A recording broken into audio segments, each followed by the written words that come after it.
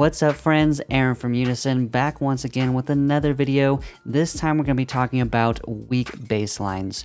We've already gone over how to write amazing bass lines, and now I just wanted to focus on what makes a bass line weak in terms of the sound and how to mix it and things like that. So we're going to be going over 5 tips on how to strengthen your bass lines and how to get them to not sound weak and to really punch through in the mix and sound great. So let's jump in. Now in the last bassline video I did, it was more so about writing bass lines for dance music. And so this time I'm gonna be going over a hip hop beat that I made and just kind of focusing on 808 bass lines for music in that genre.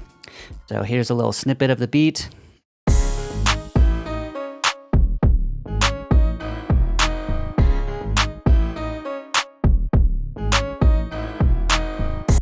Now, as you can hear, the bass line comes through really nice and clean. It's not too complicated, really simple, and it just repeats the entire time. So, less is more when it comes to bass lines. And so the first thing I want to talk about is bad samples, or just, using a bad sound itself to where it doesn't sound nice and punchy, it doesn't come through clean, it doesn't sound good on things like cell phones or laptop speakers, things like that. And so the goal is to get it to sound good on these smaller speakers, because a lot of people are listening to music on their phones, on their laptops. They're not listening on like nice headphones or like a pair of monitors if you have those. So, trying to go and focus on a good, simple bass line, basically that's going to go in and accompany all the other elements. It shouldn't be the focus. And also that's going to sound good, and just focusing on things to help it to really punch through, and it'll make your music just knock and sound that much better. So anyways, as you heard, this was good, but what if we were to go and use a bad sound? So I have this bad example here of a sample that doesn't sound as good in context. Let's go ahead and play it.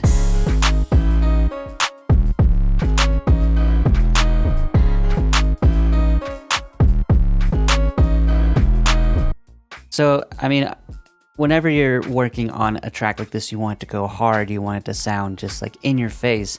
And so I feel like a lot of producers might go and pull for a sample like this, where it's like distorted and just like punches really hard and is really knocky.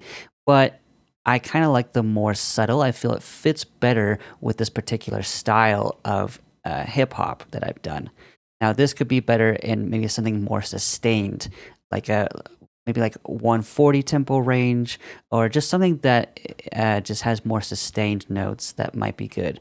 But for something like this, I think just more short, almost like plucky type of sound like this here is better for this particular style. So, no 808 is necessarily bad, no bass sound is necessarily bad, it's just finding the right context for it. By the way, if you're enjoying this video, please consider leaving a thumbs up on the video, and also subscribe to Unison's channel to keep up to date on future videos. Alright, so reason number 2 on why your bass lines sound weak is you're using too low of notes.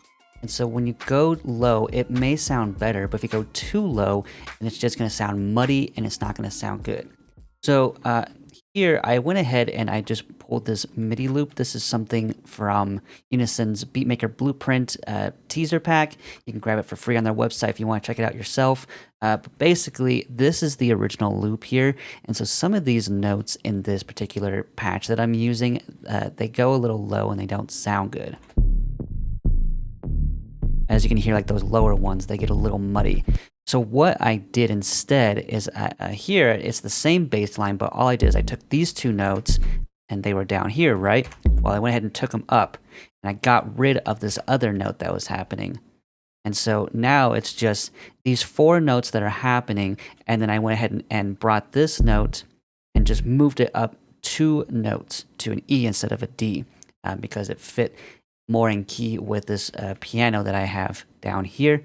And so by doing that, each note sounds much better, and the strength in each note stays the same. I don't lose any of that strength in the sound. It doesn't get muddy at all. It just stays consistently sounding good. Reason number 3 why your bass lines are sounding weak is because there's phasing happening between your kick and your bass. And so that happens a lot when there's a lot of low end in the kick.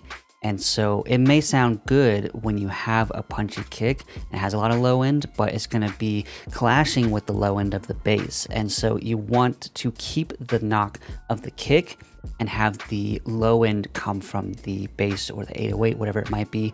I'd actually talk about this in another video, how to make your kicks hit harder. And you can check that out if you want to learn more about your how to make your kicks harder. But here I have a kick that is more low end. It doesn't really have a transient to help the kick to pop through the mix. So if I play it with the bass, you'll see that they just kind of blend in together.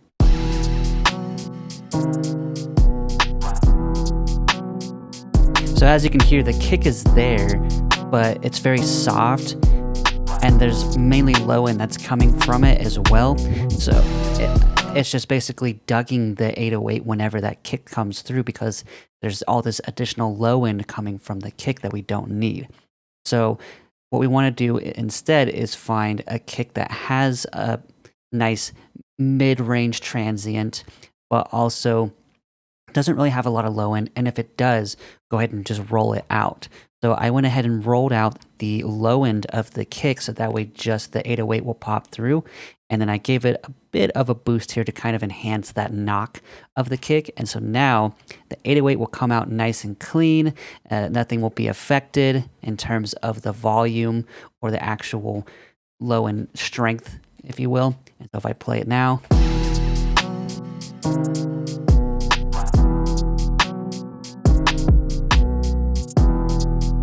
So as you can hear, now there is, that knock. It's coming through nice and clear. It will translate well on smaller speakers like a laptop or phone.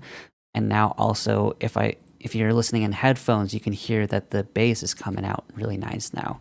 Reason number 4 why your bass lines are weak is because you're trying to make it a focal point versus it just accompanying everything else. The bass line shouldn't be a focus. It should just be more of like a supporting element in your song. So the main focus should usually be like a melody and also the drums. So you want the bass line to accent both the drums as well as the melody. So returning back to that original example,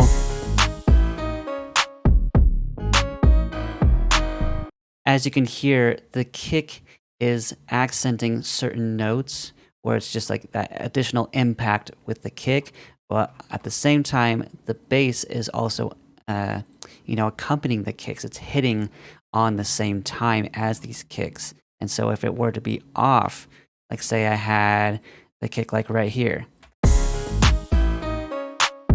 like that doesn't work. What if I put it right here? And so as you can hear, by having the bass underneath the kicks, it's just enhancing the kicks and it just feels more cohesive. You want it to almost be like they're one element. And, sometimes you can have the kicks have their own little flair. Sometimes you can have the bass have its own little flair. But essentially, you kind of want them to almost like be talking or just like harmonious with each other. And so don't have some crazy bass line where it's just like doing its own thing and going super chaotic and adding a bunch of notes. Just keep it simple, just like how you would with your drums as well. Keep them simple and just make the main focus be the melody or things like that. All right, the last reason number 5, reason why your bass lines are weak, and this is more so of a mixing thing, is because say you're adding plugins like saturation or other things to kind of enhance the mid-range frequencies of the bass line or the 808, whatever you're using. When you're doing that, it is going and also muddying up the low end. And so you want the low end as clean as possible, so that way it will really pump through and just sound fat on like bigger speakers. So if you want to go and do some saturation, things like that to your 808 or your bass, whatever you're using, then what I do is I just go and duplicate my main layer. So now I just have this on a separate channel. But if you're in a different DAW, I'm sure you could do the same thing where you just duplicate the layer. And so now I have these plugins here. I have like this drum bus, which is basically a saturator, a little bit of OTT on it. And then I have this other saturation, which is a bit more crunchy, almost like distorts it a bit. This is just adding a bit of like warmth to the sound. Anyways, so if I do that, if I go ahead and just play this layer by itself, still sounds good. But what about when I turn it off? I turn off these layers here. Oh, and this too. You notice that there's a lot more low end that punches through. So what I would do is go ahead and have this. We'll just say this is low end bass. This is mid range bass. Now I have all these effects still on this layer here. And what I would do is go ahead and roll off the low end. So that way it's just this mid range. Like right there. And then over here, I would go ahead and just roll all this back. So that way it's just the low end of the bass. So now,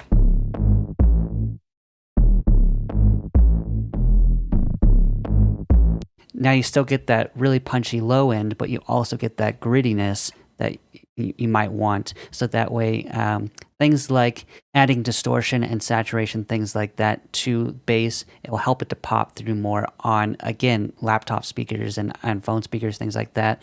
As you can tell, I'm really emphasizing on that because, like I said, everyone's listening on devices like that nowadays. So if you want your tracks to hit hard on devices like that, do this trick. It'll definitely help. It translates really well. And so now you have the low end, so that way it still sounds great on bigger speakers, but it also sounds great. In fact, actually, I could probably dial it back some. So let me move it to this instead.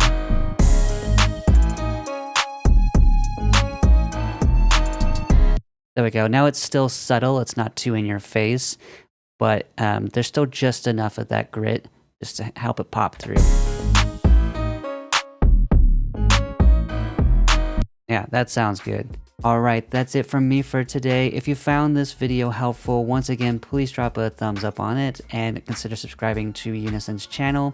If you liked the sounds that were used in today's demos, most of them come from Unison's Beatmaker Blueprint, the free taster pack, which you can grab at the link below, and no charge, anything like that. You can check it out yourself. All right, thanks for watching, and we'll see you guys next time.